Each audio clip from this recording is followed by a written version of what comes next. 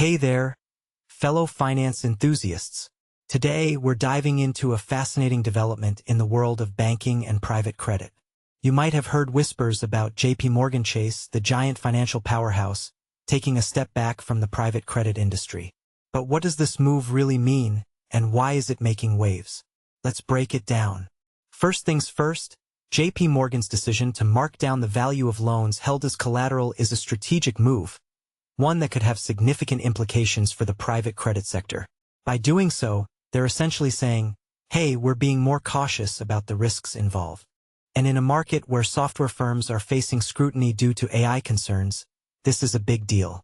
Now, you might be wondering why the focus on software firms.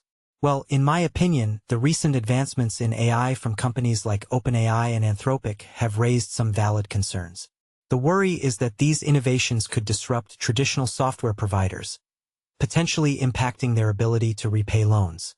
And with private credit firms relying on these loans as collateral, it's a delicate situation. What makes this really interesting is the timing. JPMorgan's move comes at a time when retail investors are pulling funds from private credit firms, causing a bit of a down cycle. It's almost like the bank is saying, hey, we see the writing on the wall and are taking proactive steps to protect ourselves. Personally, I think this is a smart move, especially considering the CEO, Jamie Dimon, is known for his risk-averse approach. The key here is the concept of back leverage. Private credit firms borrow money to amplify fund returns, but this strategy can backfire when underlying loans sour. By marking down the collateral, JPMorgan is essentially tightening the screws on these firms, making it harder for them to borrow and amplifying the impact of any potential losses. One thing that immediately stands out is the potential impact on the private credit industry.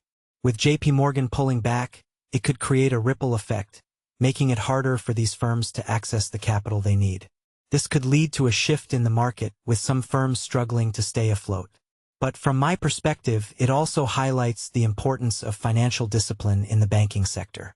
What many people don't realize is that this move is not just about protecting JPMorgan's assets. It's also about setting a precedent. By taking this step, they're signaling to the market that they're being proactive in managing risk. And in a sector where risk management is crucial, this could have far-reaching implications. If you take a step back and think about it, this raises a deeper question. How will the private credit industry adapt to these changing dynamics? Will we see a consolidation of firms, or will new players emerge to fill the void? The answer lies in the evolving landscape of financial services, where adaptability and innovation are key. In my opinion, this development is a fascinating insight into the inner workings of the banking sector. It shows how even the biggest players are navigating a complex and ever-changing market. So, the next time you hear about JPMorgan Chase, remember this story. It's a reminder that in the world of finance, nothing is ever quite as it seems.